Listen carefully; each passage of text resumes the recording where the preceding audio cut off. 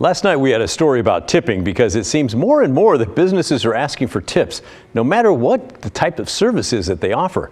The core of the issue seems to be this: people who work in the service industry often rely on tips to supplement their income, while people opposed to tipping say it shouldn't be the responsibility of the customer to supplement that income. The employer should pay their workers a living wage. Well, we showed you those results from a PEMCO Mutual Insurance poll that asked people in Portland how much they tip. 41% of people rated themselves as very generous tippers. Another 46% say they tip average in accordance with general standards.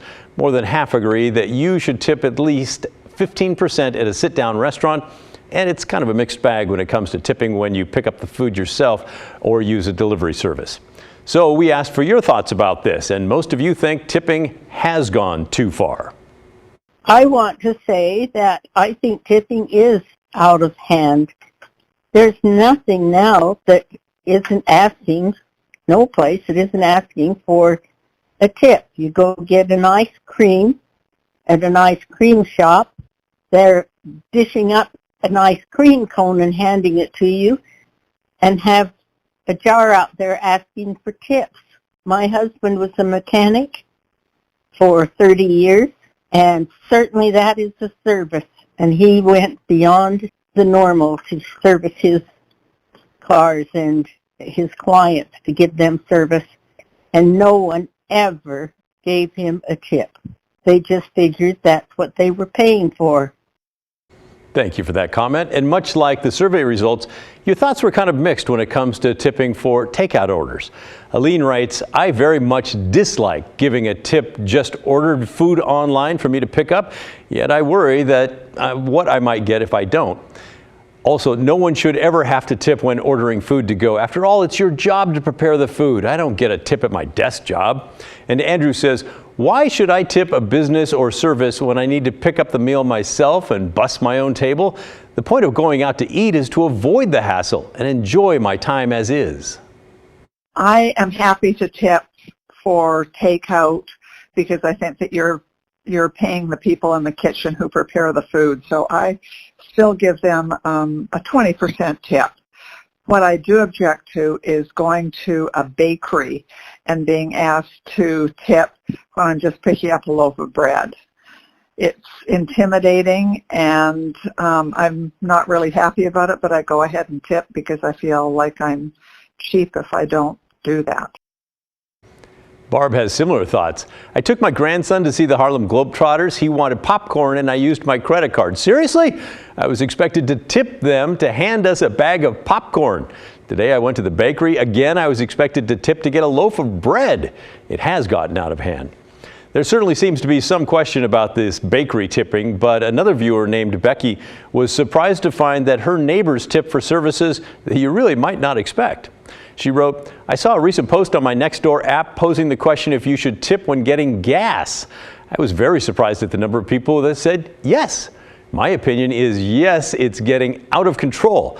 That's what's next, tipping the cashier when you're at the grocery store or the teller at the bank? I hope not. We also asked to hear from you if you currently work in the service industry. We did get a few voicemails that support tipping, including this one that brings up a good question that we'll answer afterwards. And I just want to say I've been a bartender for 30 plus years, and proudly.